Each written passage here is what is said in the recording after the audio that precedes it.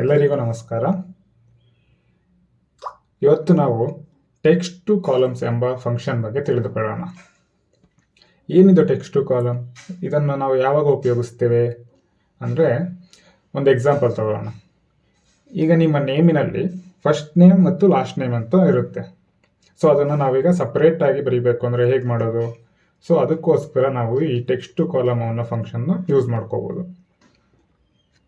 ನಾವೀಗ ಲೈವ್ ಎಕ್ಸಾಂಪಲ್ನ ನೋಡೋಣ. ಈ ಟೆಕ್ಸ್ಟ್ ಟು ಕಾಲಮ್ನ ಯೂಸ್ ಮಾಡಬೇಕಂದ್ರೆ ನಾವು ಮೊದಲು ಈ ನೇಮ್ಸ್ನ ಸೆಲೆಕ್ಟ್ ಮಾಡಬೇಕು. ನೀವಿಲ್ಲಿ ಗಮನಿಸ್ಬೋದು, ಈ ನೇಮ್ಸ್ನಲ್ಲಿ 2 ಭಾಗ ಆಗಿದೆ. ಅದರಲ್ಲಿ ಮಧ್ಯದಲ್ಲಿ ಸ್ಪೇಸ್ ಅನ್ನೋದು ಬಂದಿರೋದ್ರಿಂದ ಫಸ್ಟ್ ನೇಮ್ ಮತ್ತು ಸೆಕೆಂಡ್ ನೇಮ್ಗೆ ಡಿಫ್ರೆನ್ಸನ್ನು ತೋರಿಸ್ತಾ ಇದೆ ಇಲ್ಲಿ. ಸೊ ನಾನಿಲ್ಲಿ ನೇಮ್ಸ್ನೆಲ್ಲ ಸೆಲೆಕ್ಟ್ ಮಾಡಿದ್ದೀನಿ. ಈಗ ಡೇಟಾ ಮೆನುಗೆ ಹೋಗಿದ್ದೀನಿ.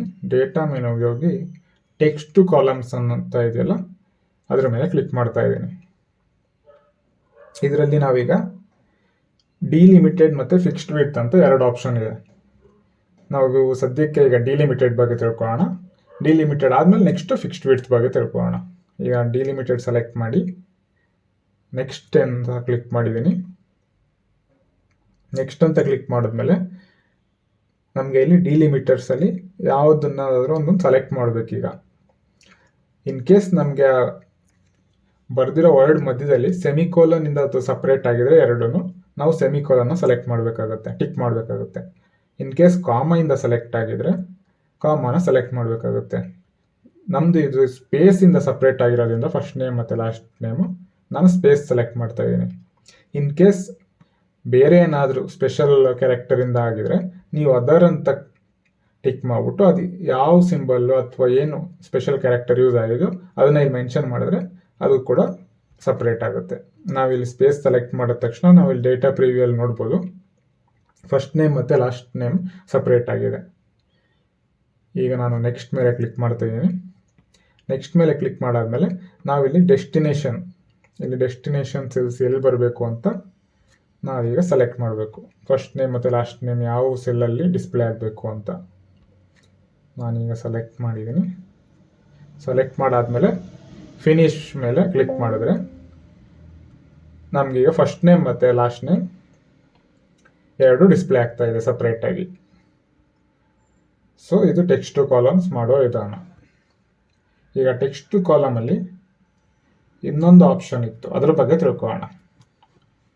ಅದಕ್ಕೆ ಮತ್ತೊಮ್ಮೆ ಅದನ್ನು ಡೇಟಾವನ್ನು ಸೆಲೆಕ್ಟ್ ಮಾಡಿದ್ದೀನಿ. ನೇಮ್ಸ್ಗಳನ್ನ ಡೇಟಾಗೆ ಹೋಗಿ ಟೆಕ್ಸ್ಟ್ ಟು ಕಾಲಮ್ಸ್ ಮೇಲೆ ಕ್ಲಿಕ್ ಮಾಡಿದ್ದೀನಿ. ಫಿಕ್ಸ್ಡ್ ವಿಡ್ತ್ ಇದ್ರ ಮೇಲೆ ಕ್ಲಿಕ್ ಮಾಡಿದ್ದೀನಿ. ಆಮೇಲೆ ನೆಕ್ಸ್ಟ್ ಕೊಟ್ಟಿದ್ದೀನಿ. ನೆಕ್ಸ್ಟ್ ಕೊಟ್ಟಾದಮೇಲೆ ಇಲ್ಲಿ ನೀವು ಡೇಟಾ ಪ್ರಿವ್ಯೂ ಅಂತ ತೋರಿಸ್ತಾ ಇದೆ, ಅದನ್ನು ನೀವು ಗಮನಿಸ್ಬೋದು. ಈ ಡೇಟಾ ಪ್ರಿವ್ಯೂ ಕೆಳಗಡೆ ಒಂದು ಸ್ಕೇಲ್ ತೋರಿಸ್ತಾ ಇದೆ. ಈ ಸ್ಕೇಲಲ್ಲಿ ನಮಗೆ ಹೋಗ್ಬಿಟ್ಟು ಕ್ಲಿಕ್ ಮಾಡಿದ್ರೆ ನಾವಿಲ್ಲಿ ಗಮನಿಸ್ಬೋದು, ನಾನು ಕ್ಲಿಕ್ ಮಾಡಿದ್ದೀನಿ. 3 ಲೆಟರ್ ಆದಮೇಲೆ ಒಂದು ಸ್ಕೇಲ್ ಲೈನ್ ಥರ ಬಂದಿದೆ. ಹಾಗಾದರೆ 3 ಲೆಟರ್ಗೆ ಒಂದು ಕಾಲಮ್, ಬಾಕಿ ಇರೋದಕ್ಕೆ ಇನ್ನೊಂದು ಕಾಲಮ್ ಅಂತ ಇದರ ಅರ್ಥ. ನಮಗೆ ಬೇಕಾದರೆ ಇನ್ನೂ ಒಂದು ಕಾಲಮ್ ಬೇಕಾದರೆ ಮತ್ತೊಮ್ಮೆ ಇಲ್ಲಿ ಇನ್ನೊಂದು ಕಾಲಮ್ಗೆ ಮತ್ತೊಮ್ಮೆ ನಾನು ಲೈನನ್ನು ಹಾಕಿದ್ದೀನಿ. ಸೊ ಇವಾಗ ಮತ್ತೆ 3 ಪದಗಳಿಗೆ ಮತ್ತೊಂದು ಕಾಲಮ್ ಅಂತ ಆಗಿದೆ. ಈಗ ನಾನು ನೆಕ್ಸ್ಟ್ ಕೊಡ್ತಾ ಇದ್ದೀನಿ. ನೆಕ್ಸ್ಟ್ ಕೊಟ್ಟಾದಮೇಲೆ ಇಲ್ಲಿ ನಮಗೆ ಪ್ರಿವ್ಯೂ ಬಂದಿದೆ, ಡೇಟಾ ಪ್ರಿವ್ಯೂ. ಇದರಲ್ಲೂ ಕೂಡ ನಾವು ಡೆಸ್ಟಿನೇಷನ್ನ ಸೆಲೆಕ್ಟ್ ಮಾಡಬೇಕು, ಅದು ರಿಸಲ್ಟ್ ಎಲ್ಲಿ ಬರಬೇಕು ಅಂತ. ನಾನೀಗ ಡೆಸ್ಟಿನೇಷನನ್ನು ಸೆಲೆಕ್ಟ್ ಮಾಡಿದ್ದೀನಿ. ಈಗ ಫಿನಿಶ್ ಕೊಡ್ತಾ ಇದ್ದೀನಿ. ನಾನೀಗ ಫಿನಿಶ್ ಕೊಟ್ಟೆ. ಈಗ ನೀವಿಲ್ಲಿ ಗಮನಿಸ್ಬೋದು, ಫಸ್ಟ್ 3 ಲೆಟರ್ಸ್ ಒಂದು ಕಾಲಮಲ್ಲಿ ಬಂದಿದೆ, ಸೆಕೆಂಡ್ 3 ನೆಕ್ಸ್ಟ್ ಲೆಟರ್ಸ್ ಇನ್ನೊಂದು ಕಾಲಮಲ್ಲಿ ಬಂದಿದೆ, ರಿಮೈನಿಂಗ್ ಎಲ್ಲ ಇನ್ನೊಂದು ಕಾಲಮಲ್ಲಿ ಬಂದಿದೆ. ಸೊ ಇದು ಟೆಕ್ಸ್ಟ್ ಟು ಕಾಲಮನ್ನು ಮಾಡುವ ವಿಧಾನ. ಧನ್ಯವಾದಗಳು. ನಮ್ಮ ವಿಡಿಯೋವನ್ನು ನೋಡಿದ್ದಕ್ಕೆ ಧನ್ಯವಾದಗಳು. ನಿಮಗೇನಾದರೂ ಡೌಟ್ಗಳಿದ್ದರೆ ಕಮೆಂಟ್ ಬಾಕ್ಸಿನಲ್ಲಿ ತಿಳಿಸಿ, ನಾವು ಅದಕ್ಕೆ ಆದಷ್ಟು ಬೇಗ ಪ್ರತಿಕ್ರಿಯೆ ನೀಡುತ್ತೇವೆ. ಹಾಗೆಯೇ ನಮ್ಮ ವಿಡಿಯೋಗಳಿಗೆ ಲೈಕ್ ಮತ್ತು ನಮ್ಮ ಚಾನಲ್ಗೆ ಸಬ್ಸ್ಕ್ರೈಬ್ ಆಗುವುದನ್ನು ಮರೆಯಬೇಡಿ. ನಿಮ್ಮ ಸ್ನೇಹಿತರು ಯಾರಾದರೂ ಎಕ್ಸೆಲ್ ಕಲಿಯುವ ಆಸಕ್ತಿ ಇದ್ದರೆ ಅವರಿಗೆ ನಮ್ಮ ವಿಡಿಯೋಗಳನ್ನು ಶೇರ್ ಮಾಡಿ. ಧನ್ಯವಾದಗಳು.